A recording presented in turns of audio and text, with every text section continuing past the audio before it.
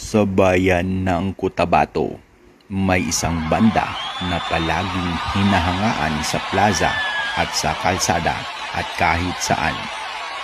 Ang kanilang lead singer ay si Judy, kasama ang buong grupo.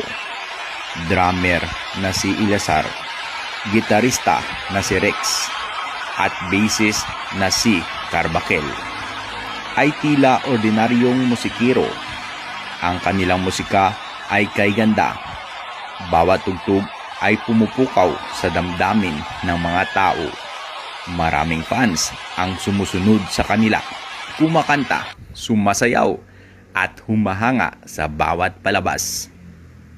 Ngunit sa likod ng mga ilaw at entablado, ang katotohanan ay nakakatakot.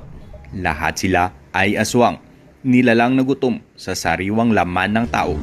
Sa bawat konsyerto, hindi lang puso ang hinahawakan nila, kundi ang kaluluwa at laman ng sinumang masyadong lumapit.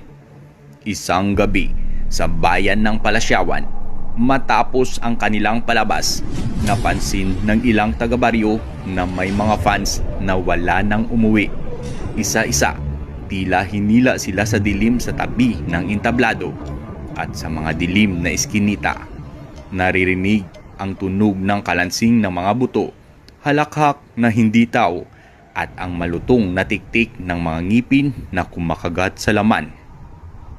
Si Mermer, isang batang reporter at tagahanga ng banda, ay nagpasyang sundan sila sa backstage.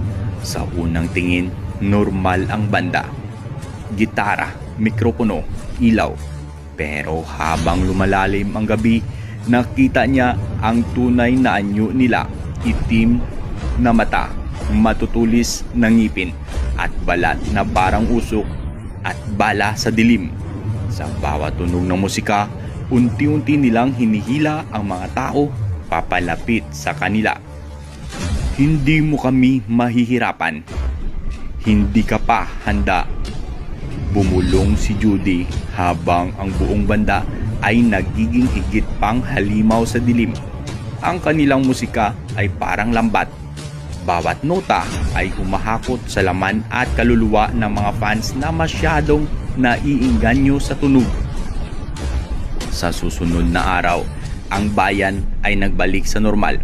Maliban sa mga nawawalang tagahanga, ang mga residente ay nagsimulang magbulungan tungkol sa banda. Kung may konsyerto sila sa plaza, huwag kang lalapit sa harap, sabi ng matatanda.